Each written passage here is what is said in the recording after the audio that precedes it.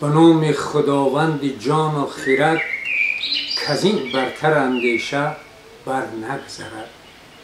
خداوند نام و خداوند جای، خداوندی روزیده و رهنمای.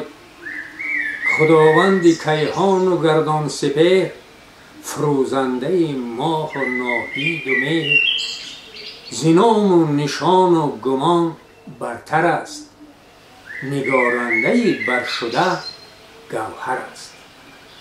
به بینندگان آفریننده را، نبینی مرنجان دو بیننده را.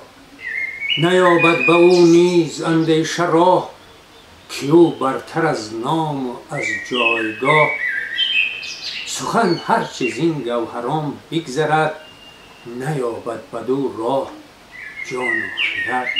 خرد گر سخن برگزیند همه، همان را گزیند که بیند همه. ستودن نداند کس او را چه هست، میان بندگی را بباید بست. خرد را و جان را همه سنجد او، در اندیشه سخته کی گنجد او.